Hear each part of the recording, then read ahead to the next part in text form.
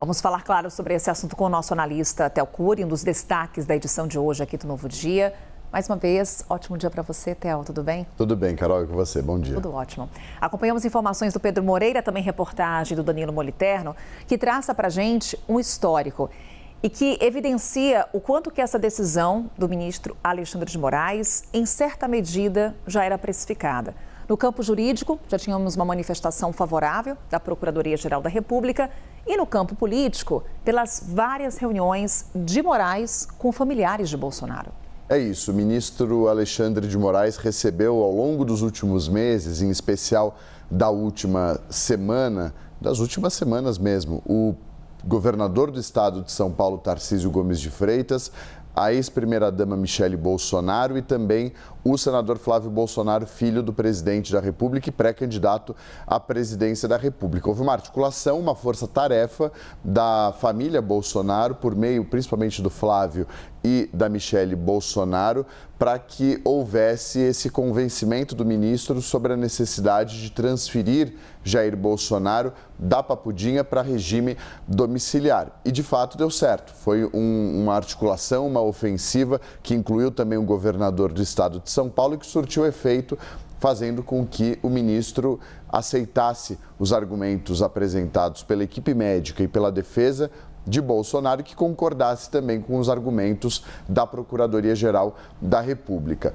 Estava precificado, de fato, a gente vem falando sobre como a tendência era essa, de fato, haver a transferência, ainda mais em um contexto em que o Supremo Tribunal Federal passa por um desgaste muito forte por conta do avanço das investigações sobre o caso Master e das revelações decorrentes do caso Master, em especial mirando ministros do Supremo, Dias Toffoli, e o próprio ministro Alexandre de Moraes.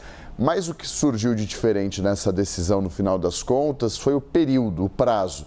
Isso não estava no radar, isso não estava previsto e, de fato, foge do que é usual. O ministro determinou uma prisão domiciliar por um prazo de 90 dias.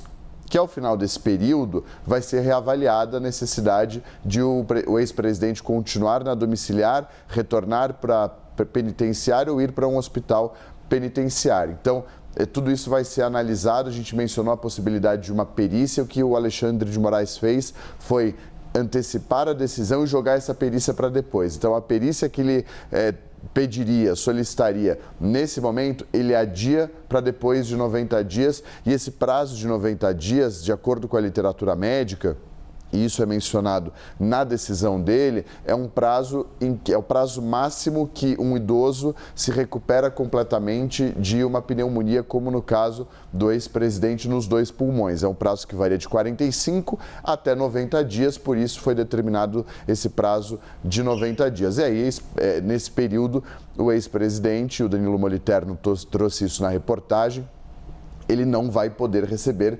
visitas. Isso acaba limitando essa articulação política dele em um momento em que se dá o pontapé inicial para as eleições de outubro desse ano. Ele só vai poder receber familiares, advogados e a equipe médica, nada de políticos, nada de autoridades que normalmente o visitam desde que ele foi preso em casa em agosto do ano passado, passando pela superintendência e mais recentemente pela Papudinha. Ainda hoje com o Theo Cury, vamos nas minúcias com relação a essa decisão do ministro Alexandre de Moraes, trazendo os detalhes com relação às medidas impostas pelo ministro do Supremo Tribunal Federal, além, claro, do aspecto político, que também a gente vai abordar em instantes aqui com o Theo. Até mais, Theo. Até.